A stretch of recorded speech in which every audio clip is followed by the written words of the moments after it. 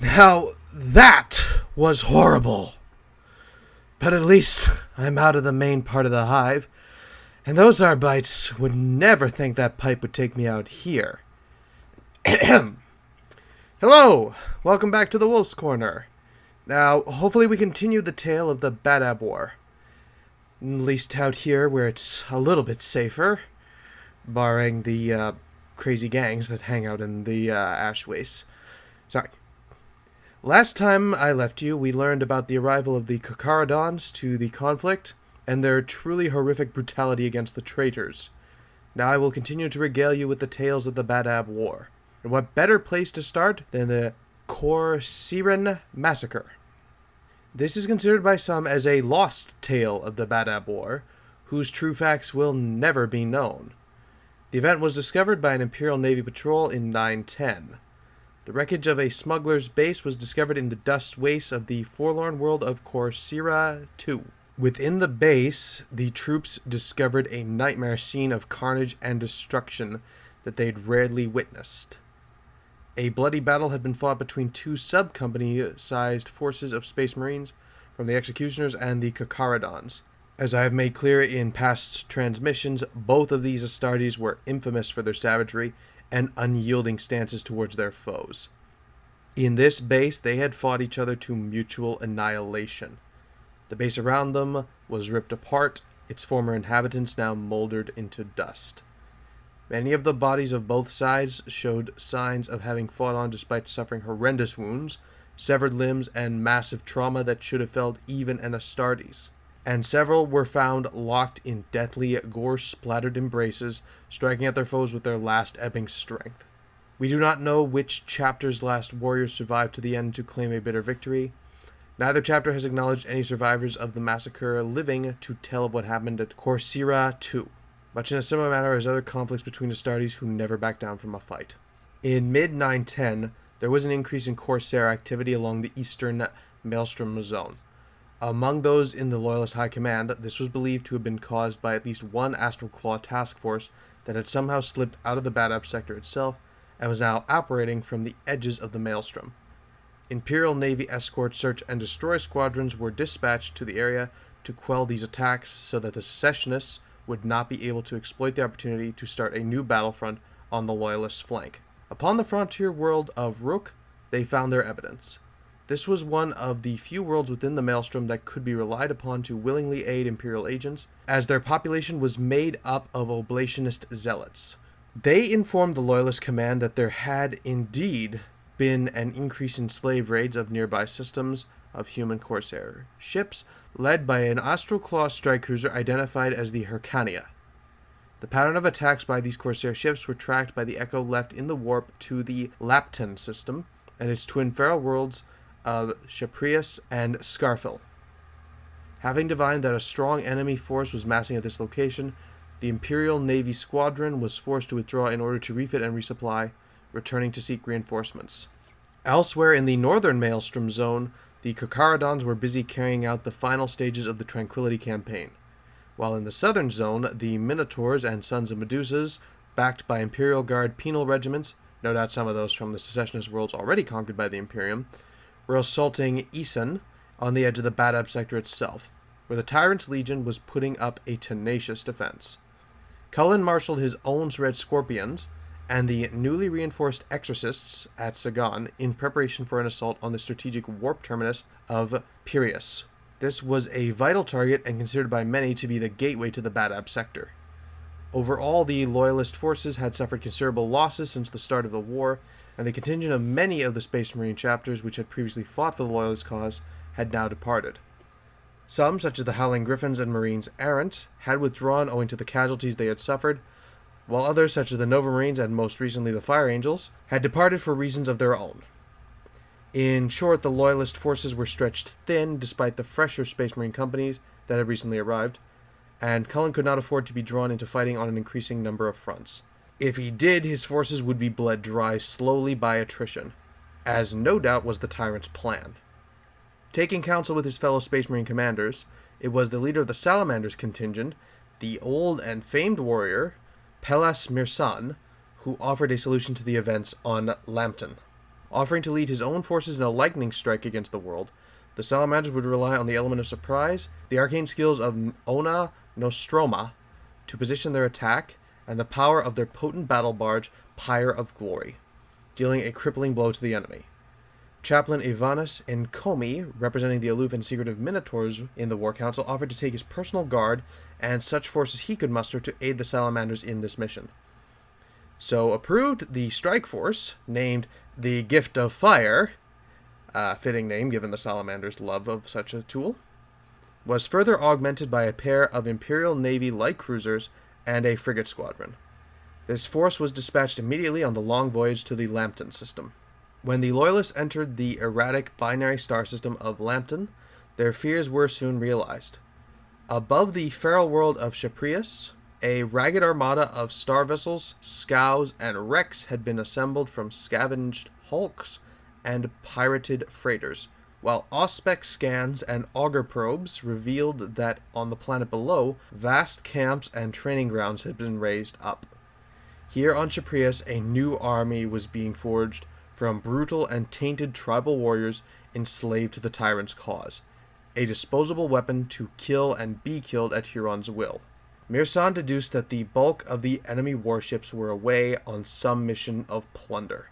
There would not be a better time to strike. Swiftly, the venerable Salamanders configured a bold attack plan. The Joint Astartes strike force made planetfall and immediately attacked the secessionist bastions and training camps. In the meantime, their ships and naval escort immediately swept out again and set about destroying the armada as swiftly and thoroughly as possible. When the two chapters launched their drop pods and Thunderhawk gunships, they divided their chosen killing grounds. Though they met with firmer resistance than their salamander cousins, the Minotaurs were masters of siegecraft, as they attacked the iron-shod bastions of the Astral Claws. Using their Thunderhawks to punch a gap in the enemy's firing lines, the gunships disgorged assault terminators and devastator squads directly into the smoking wreckage. The rest of the company-strong Minotaur's force deployed directly behind this breakpoint, suffering the brunt of the enemy counterattack. Despite heavy casualties, the Minotaur's vanguard held the ruined bastion with disciplined ferocity, not giving an inch of ground to the oncoming secessionists. The bronze-armored Minotaurs clashed in brutal close-quarters combat with the Astral Claws retaliators, who advanced under cover of their combat shields through a hail of bolter fire to try to retake the sundered fortifications, only to be hurled back time and again from the mound of twisted metal and shattered rockcrete. Although in numbers the Minotaurs and the defending Astral Claws at the bastion line were roughly equal, the enemy was well entrenched, well armed, and well led, lacking nothing for bravery and fighting spirit. But, as I said, the Minotaurs were masters of siegecraft, and this blood-soaked, close-quarter hell was exactly the kind of battlefield in which they reveled. Led by an armored spearhead of land raiders and siege dreadnoughts, the Astral Claws were pinned in place by the Minotaurs' second attack line. Chaplain Enkomi personally led a jump pack-equipped Vanguard veteran squad in storming the secondary enemy bastion and slaying all within. Encircled and cut off, the Astral Claws were swiftly isolated and destroyed in detail.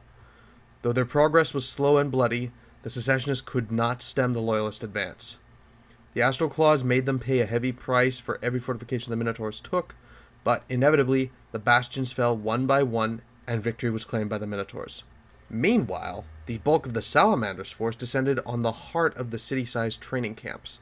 A secondary force comprised of a chosen wing of Cestus pattern assault rams, carrying a force of Salamanders' Fire Drake Terminators, took on the task of attacking the secessionist landing grounds. On their first pass, the armored prows and magnum meltas of the Cestus savaged the enemy transport craft caught on the ground, sundering and burning through their hulls, rupturing their fuel tanks.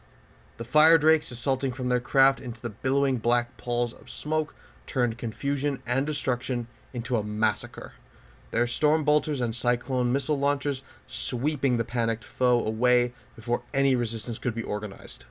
Elsewhere, the main Salamander's force, led by Captain Mirsan, had descended into the heart of the enemy, deploying their troops and armor into a defensive ring at the center of the training camps. Utterly surrounded, the Salamander's force at under 100 Space Marines was outnumbered more than 1,000 to 1 by the horde of savages and mutants, the brutal inhabitants of a dozen nearby worlds that rose up before them. Though their position would have been considered a suicidal one by any other warriors, these were the scions of Vulcan, and they cared little for such odds. The Great Horde, which was leaderless and staggered by the sudden fury and shock of the Salamander's assault, were slow to react, and by the time they pressed the attack, they were met by a wall of firepower. Thousands of heretics fell within the opening minutes of the battle as whirlwind launchers, destructor pattern predators, and the ordered ranks of the Salamanders let loose with a salvo at almost point-blank range. Soon the broken ground of the training field were covered with mounds of twitching bodies. The Salamanders may have landed in open ground in the camp, but in quick order, they had a defensive wall. It just happened to be made out of bodies. The Horde only rallied when their taskmasters took to the field behind them, wearing the blood-stained and steel-colored power armor of Astral Claws. The Salamanders marked their true foe in the form of retaliator squads amid the filthy rabble of the heretic horde, keeping up their relentless tide of fire at every single scum that clambered over the wall of bodies around them. Mirsan sprang the second phase of his assault plan into action as 3 prized Achilles pattern land raiders spearheaded a counter-assault aimed directly at the Astral Claws contingent. The tanks fired their Thunderfire cannons and multi-meltas, blasting a swath through the ranks of the horde. As the land raiders plowed through the center of the Astral Claws force, they swung aside as the fury of the Ancients was unleashed. 6 dreadnoughts, led by the darkly famed Brearth Ashmantle, the Iron Dragon, stormed into the Astral Claws line, smashing them asunder and drenching them with purifying fire. Overwhelmed and outmatched, the Astral Claws did not yield lightly, but were slain in glorious combat, felling 2 of the Salamander's ancients. As the last centurion died, he howled out the name of the tyrant as the Iron Dragon tore him in half and cast his carcass to the winds. With their masters slaughtered, the horde panicked and broke, the tens of thousands that remained alive fleeing in a mindless stampede away from the Lords of Fire and Death at their backs, crushing and killing hundreds more of their own number in the rout. Deep beneath the smashed fortifications, the Minotaurs and Salamanders soon discovered what secrets they were built to defend. A vast natural cavern system housing heretic laboratories. These had been manufacturing combat drugs in vast quantities and attempting primitive gene tampering and experimental surgery on the feral worlds of Pyrius, along with hundreds of Imperial prisoners taken in raids across the Eastern Maelstrom Zone. At the lowest levels, guarded by a cadre of the hated corpse-taker apothecaries of the Tyrant's Legion and their servitors, was an armored vault within which was a store of Space Marine gene seed, in part stolen from Loyalists fallen in battle. Given what I know about Astartes, I am certain the traitors they captured in that lab did not live to see the sunrise. The conflict in orbit had also gone in the Loyalists' favor while the battle raged below, but not without cost. While the makeshift armada had been blasted to scrap and burning debris, concealed weapons platforms set to guard the fleet had inflicted damage to the Pyre of Glory and gutted the sword-class frigate Epona, which had to be abandoned as a burning hulk. Less than 11 standard days after the battle was first joined, the Gift of Fire departed the Lampton system to undertake the perilous voyage back to Loyalist-held space, with over 1,000 freed prisoners carried in the hold of its naval light cruisers, and the priceless recovered gene seed held in the inner sanctum of the Pyre of Glory itself. The Gift of Fire had claimed a great victory for the Loyalists, and uncovered, and more importantly, stopped a dark machination of the tyrant that, if left to hatch out, could have had dire consequences for the Imperium. Little did any in the Loyalist High Command suspect, however, that the attack at Lampton would have immediate and unforeseen consequences that would unexpectedly alter the course of the Badab War. However, the euphoria of victory would not last long. The Gift of Fire task force, while traveling back to Loyalist-held space, was unexpectedly struck by a powerful warp squall and scattered en route. Calamity was averted by the formidable skills of their lead navigator, and only a single frigate was lost to the Immaterium, while the Salamander's battle barge and the light cruiser Admiral Gregorius were turned back into the Maelstrom, riding ahead of the Stormfront, and forced to ford into real space in the relative stability of the Kala Shoals within the Maelstrom's boundary to repair and refit. The Loyalists' arrival had not gone unnoticed. Soon, news of their presence was carried to the Secessionists. The Astroclaw's strike cruiser, Hyracina, was still in the region after discovering its home base on Pyrius destroyed. Its master, Arch-Centurion Karnak Commodus, craved vengeance and atonement for his failings in the eyes of his lord. But Commodus knew that alone, his vessel stood little chance in taking on the wounded Loyalists. He sent an encrypted astropathic message seeking aid. It was received by the unexpected ally in the Phaeton's Wrath, flagship battle barge of the Executioner's chapter, and her accompanying Gladius-class frigate escorts, which had been taking on supplies at the uninhabited ocean world of Deluge on the edge of the Magog cluster. Their combined battle group attacked the wounded Loyalist vessels as they moved towards the warp transfer point at Kala to embark once again. The light cruiser Admiral Gregorius was blasted to atoms in the opening salvo of the Secessionist guns. The Pyre of Glory, however, quickly proved to be far less easy prey. The Salamander's battle barge managed to repel the first boarding assaults against her and destroyed 2 of the attacking frigates. But after a 3-hour-long running battle, the Phaeton's Wrath managed to entirely disable the Pyre of Glory's thrusters, leaving it dead in space.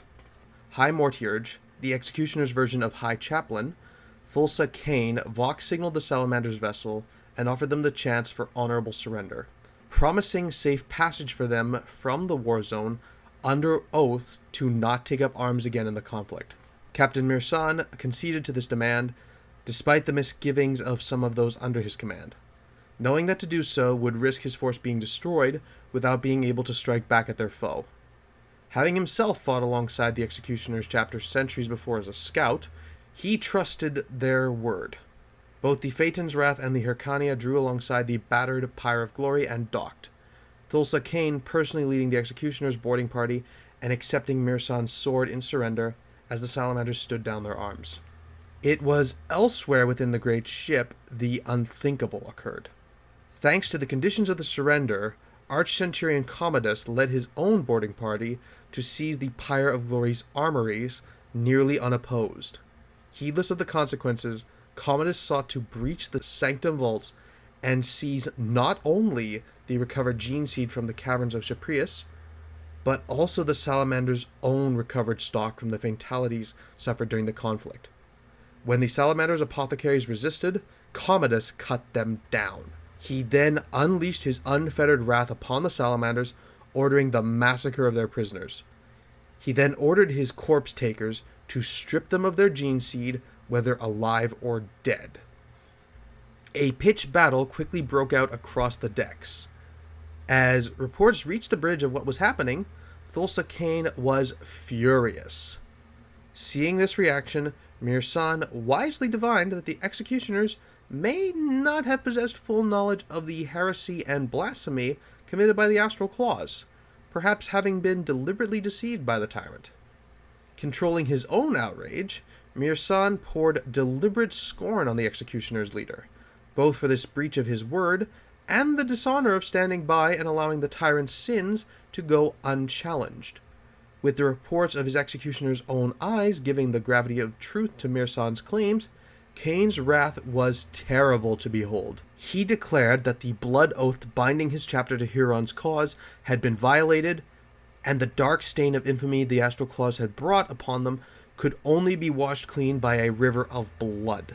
Those salamanders who survived what was to come have given witness that a bleak madness came upon the Executioners at Kane's pronouncement, and that they tore into the Astral Claws with a murderous vengeance, heedless of the risk to their own lives, satisfied only that their former allies would die by their hands regardless of the cost.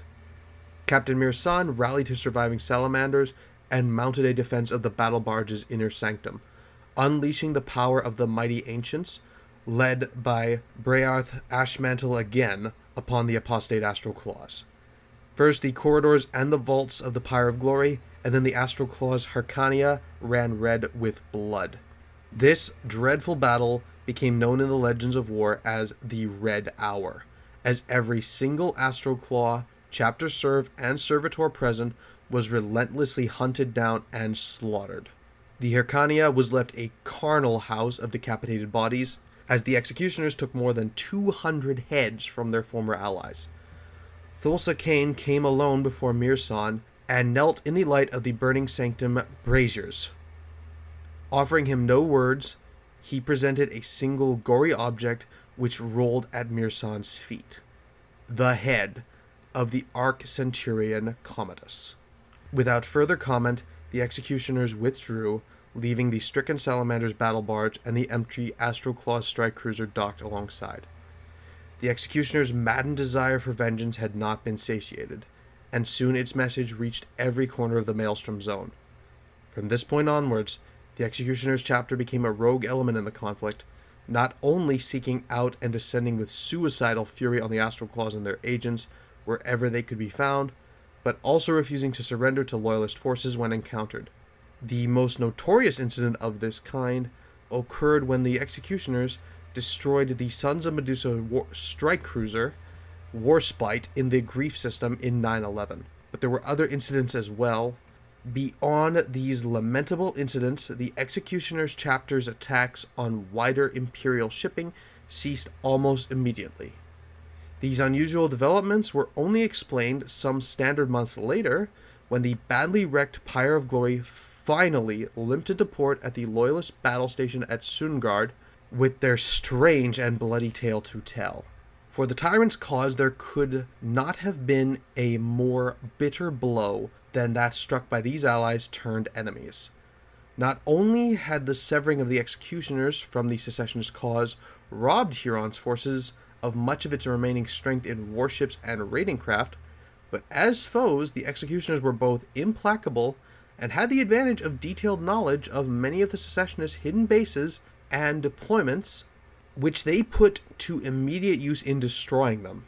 First the Lamenters, and then the Mantis warriors were torn from the secessionist order of battle, and now the executioners had turned against him. Huron and what remained of his once mighty Astral Claws were truly alone before the Imperium's wrath, their dreams of dominion and eternal glory shattered. And right where they belonged, the damned traitors. Following what he regarded as the treachery of his former allies, Huron announced in a recorded message that was relayed throughout the war zone that the Astral Claws and their subjects were no longer part of the Imperium of Man.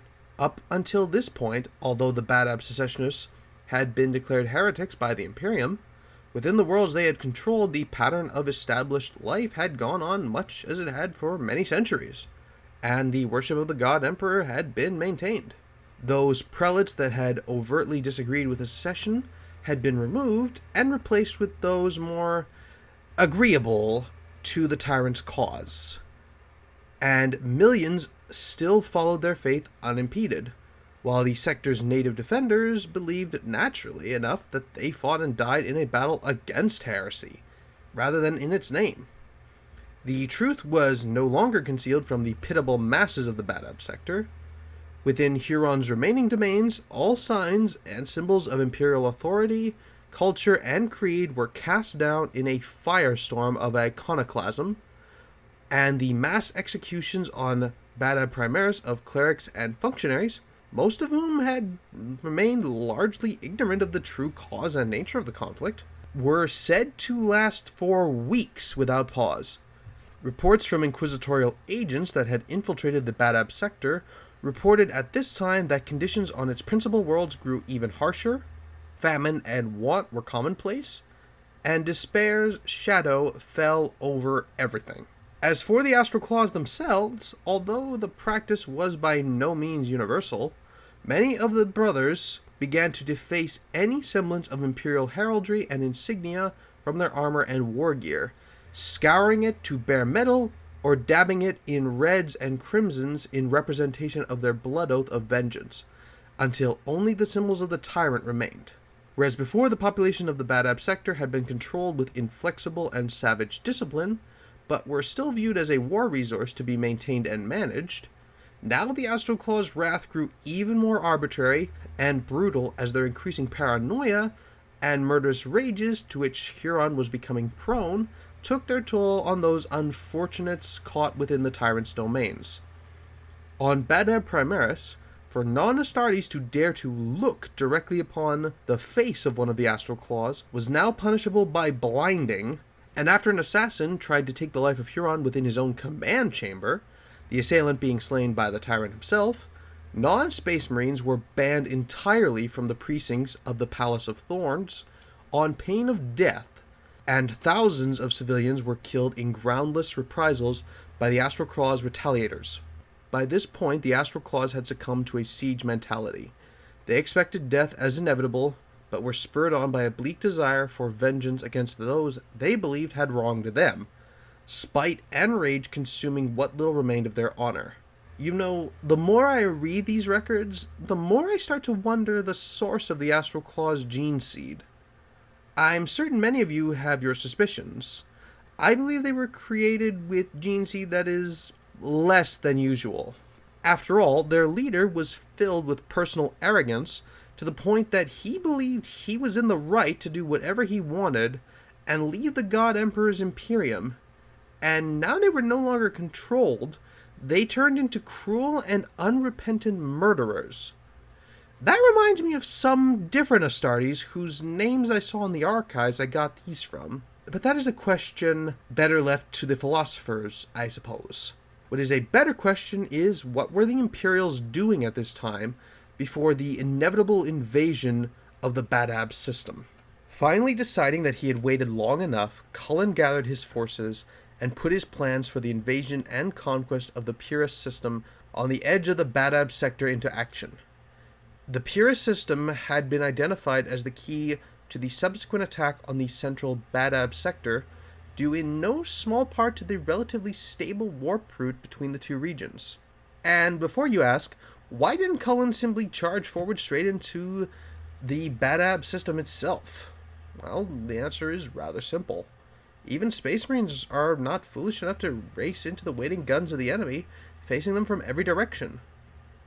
A plan long in fruition, Cullen had already set up a series of secondary fronts at Isun and Decapolis, where raids and hit-and-run actions by his own Red Scorpions, along with the Minotaurs and Exorcists, had destabilized much of the region and forced the tyrant's armies to spread their outer defenses thinly. The initial attack of this assault occurred with an Imperial Navy interdiction on the industrial world of Pyrius 5, also known locally as Yarrow Station, combined with a direct Space Marine assault against the lunar colonies on the second moon of Pyrius's dominant gas giant, Critias. This attack was conducted by the combined forces of the Exorcists and the Red Scorpions chapters, their strike force amounting to an effective strength of 6 Space Marine companies. The Exorcists were a force that Cullen had kept in reserve for this closing stage of the war. And because it was a significant point in the campaign, Cullen took command of this force himself. From the start, the invasion of the Pyrius system was subject to one problem after another. As the invasion fleet left the Larsa system, one of the Imperial Navy cruisers attached to the force, the Spear of Mendoza, suffered a catastrophic Geller field failure, hurling all on board screaming to their doom in the Immaterium. Several other ships were either damaged or scattered due to the unexpected turbulence in the usually stable warp route. This forced the ill-fated fleet to arrive piecemeal at the target system's edge, further out than had been planned. The Loyalist ships were forced to reassemble and operate at maximum thruster burn for a number of days to reach the inner worlds of Pyrius, after which time all elements of surprise had been lost. From what I've seen, there are no mere coincidences when the warp is involved. No doubt the great enemy of mankind hoped that by lightly touching their hands into this part of space, they would drag out the conflict and bleed the forces of the Imperium even more. Much like what happened on Vrax. Of course, the more I read into these conflicts, the more I question my earlier statements about the intentions of the Alpha Legion there. Apologies, sidetracked. Back to the Imperial assault. The Loyalist fleet had little choice but to press the attack. The bulk of the Imperial naval ships, led by the Retribution-class battleship Thorn of Blood, broke off to engage the defense fleet and bombard Pyrius 5, while the Space Marine strike force diverted to assault the moon of Critias Secundus. A flotilla of planetary assault craft ferrying Imperial Guard and Inquisitorial forces formed a rear echelon intending to consolidate and exploit a successful Astartes attack. Initial enemy resistance in space proved insufficient to slow the attack down, even though the Imperial forces sporadically encountered minefields that were breached or bypassed without loss. The secessionist armada around Pyrius 5 stood little chance of delaying, let alone preventing the Loyalist force assembled by Cullen from assaulting these worlds. The fighting above Pyrius 5 proved particularly fierce, as the defense ships flung themselves almost suicidally against their attackers. The Imperial Navy ships were prevented from achieving their secondary objective of close bombardment of Pyrius 5, as ground fire from massive emplacements of macro cannon and defense laser batteries on the surface, unpredicted in strength and ferocity, forced the naval ships back. The Imperial Navy is truly mighty and one of the greatest weapons in the Emperor's arsenal. But its admirals are also not stupid. The loss of valuable capital ships are not worth the potential glory of some relatively small-scale action like the invasion I'm describing. Elsewhere in orbit of Critias Secundus, despite strong resistance, greater success was found by the Loyalists. Between the combined might of the Red Scorpion's Sword of Ordun and the Exorcist's Redeemer, the moon's asteroid forts did not last long. Landing zones in the vicinity of the lunar colony's main citadels and generatorum stations were quickly identified and subjected to preliminary bombardment before a full-scale planet strike was initiated via Thunderhawk and drop pod assault. On landing, the Red Scorpions and Exorcists were immediately met head-on by the Tyrant's Legion in a strong counteroffensive. Their enemies' numbers increased several times by indentured workers, driven on by the use of explosive collars, and armed with little more than sharpened tools and crude Promethean bombs. Though the assaulting Space Marines killed the Tyrant's Legion Auxilia and their slave worker allies in droves, their numbers slowed the attackers down, preventing them from spreading out to assault their individual targets as planned. It was at this point, when the bulk of the Red Scorpions and Exorcist chapters were both bottled in their landing zones, that the Astral Claws sprung their trap. Previously silent and long-concealed ground batteries fired from the depths of the alien forests that covered the moon, striking down Thunderhawks and landing craft and ripping into the Space Marine ships in close orbit above. From within the moon's citadels, cannons and mortars thundered afresh, pelting the Loyalist Space Marines with missile and shell, indiscriminately targeting the battles where their own forces were engaged at close quarters with the Loyalists. This was only a heralding barrage, however, and soon scores of Land Raiders and Rhino transports bearing the insignia of the Tyrant of Badab rode forth from concealed bunkers, the near chapter strength of the Astral Claws with their master, Huron, leading at the front. Cullen and those Space Marines that stood with him were caught between a crossfire from above and the Tyrant below. As I mentioned earlier, the enemy had subjected themselves to a siege mentality, and no doubt many were too focused on that point to realize what was coming, but the Tyrant was no such fool, at least not yet. He had long ago divined the importance of the Pyrius system as a keystone in the Badab sector's defense, and drew his own plans accordingly. The presence of a concentration of Astral Claws on Curatus, and the secret upgrading and cunning deployment of the defenses had not been the whole of the Tyrant's strategy either, and within an hour of the hidden guns on Curatus Secundus opening fire and cutting off the Loyalist spearhead from its supporting ships, the Tyrant's own war fleet ripped into real space at the edge of the inner Pyrius system. What followed was one of the largest and last major fleet engagements of the Badab War. With the final remaining operable battle barge in the Astral Claws fleet, the mighty and storied Seraph of Judgment, the secessionist armada represented the last excise of their once vaunted naval power. Outgunned, the senior Imperial Navy admiral realized that the tactical situation had suddenly shifted and quickly determined that if the tyrant's fleet could take on the two loyalist forces, both of which had already sustained damage and expended considerable stocks of their ordnance, separately, they might yet attain a crushing victory. But if matched simultaneously, the loyalists would be far more evenly matched against them. With communications with the ongoing ground war impossible, it was with a heavy heart that Captain Waite Ryder, the Exorcist's master of the fleet, reluctantly agreed with the Vice Admiral's dire assessment of the situation, and complied with his plan of feigned retreat and rendezvous. With their enemies seemingly in full flight before them, the secessionist fleet ravaged into the inner system at full speed, striking at targets of opportunity such as the ungainly loyalist rear echelon transports. Thousands of the embarked troops aboard these Imperial transports died as a result. The loss of so many loyal soldiers is always a tragedy, but the alternative, if the two fleet elements had tried to stand against the traitors, was far worse. In the end, the commanders made the right decision to save their strength and fight another day. On the planet's surface, savage fighting raged on as the Loyalists and Secessionists clashed without mercy. The Astral Claws came on with bitter fury as the Red Scorpions met them with righteous hatred of their own, while the Exorcists displayed their usual unnerving calm in the face of overwhelming force. Cullen stood at the front.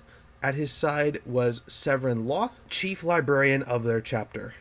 Huron struck the Exorcist battle line ferociously, smashing aside Space Marines with contemptuous ease.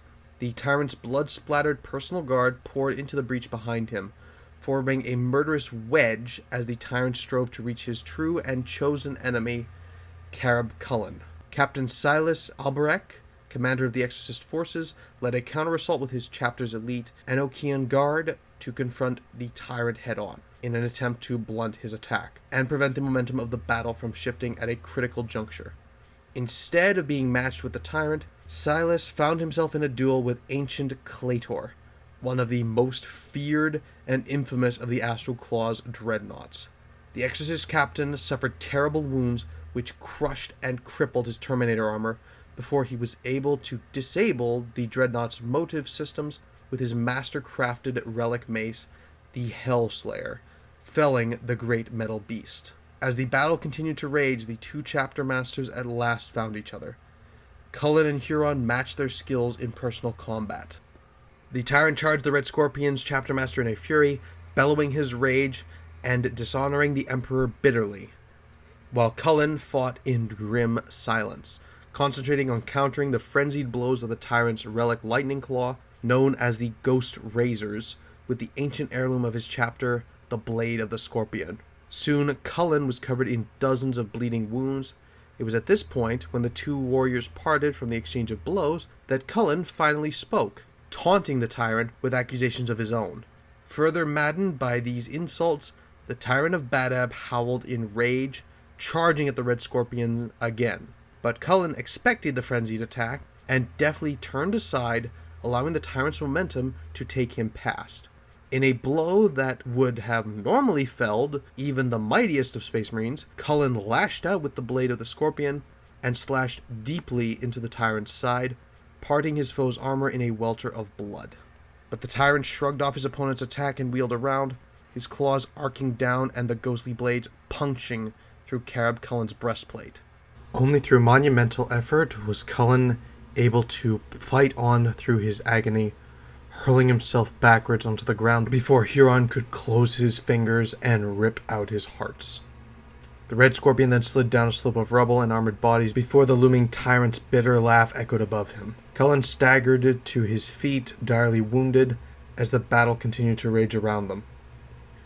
Then, suddenly, a new sun burned the heavens, raining destruction on all below. Gambling on a dangerous plan to extract the forces stranded, Captain Ryder bargained that the planetary defenses would be half blinded by the battle raging above them in orbit. The Exorcist battle barge Redeemer was among the least scathed, its bays filled to capacity with surviving Thunderhawks from across the fleet for the emergency operation. The vast battle barge sliced into Curatus Secundus's thin atmosphere, the ground batteries proving ineffective against her. As the fires blazed around her shields, the Redeemer appeared as a terrible blazing sun in the sky, and the panicked defense crews failed to quickly respond.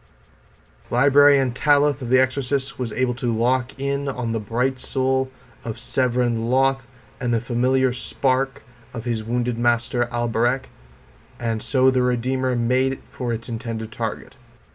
At this unexpected arrival, the Astral Claws were hurled back amid a storm of dust and debris, and below its sky-blotting bulk, Cullen and the Tyrant were separated by falling rubble and flame, preventing a final conclusion in either's favor. Immediately, extraction operations got underway before the enemy could rally to their defense, as the Redeemer's guns rent the ground asunder and pulverized the towers of nearby citadels. In a desperate operation lasting nearly 2 hours, almost 3 in 5 of the Loyalist Space Marines that had made planetfall were recovered, although most of them were either casualties or bore some fresh wound or scar to mark the furious combat they had seen. Of course, Cullen was one of the worst wounded, and was taken into the care of his chapter's apothecaries. Above Curatis, battle had once again been joined between the Loyalists and traitor warships. The Secessionists both outnumbered the Loyalists and outgunned them, but the Loyalists, even though many of their vessels were damaged, had the greater number of heavy warships in their line of battle, and were far the greater in quality of skilled and disciplined crew. The rebel fleet came on in a chaotic and ragged attack column, and this was to prove their undoing, as the combined Imperial Navy and Space Marine warships formed into a tight formation and crossed into the traitors' column, maximizing their broadsides while the Secessionists could not fully bring theirs to bear. The star battle was eventually won for the Loyalists with the death of the Seraph of Judgment, but at great cost, and there remained a great deal of bloody fighting to do as the surviving enemy ships were put to flight or captured in a series of brutal boarding actions. The invasion of Pyrius was over, both sides claimed a victory, and both sides tasted defeat. For the Secessionists, the Loyalist invaders had been driven off, and not one iota of ground had been surrendered to them. But in doing so, they had gambled the last of their once mighty fleet and lost it, and with it, any hope of maintaining dominion outside of the Badab system itself. Fatalities on both sides had been appallingly high, and Cullen had seen his attacking force blunted, and many of his most powerful ships of the line damaged to the extent that might take years to repair. The Badab War had arguably been won at Pyrius by the Loyalists, but there was one last battle to fight, and that was likely to be the most terrible of all.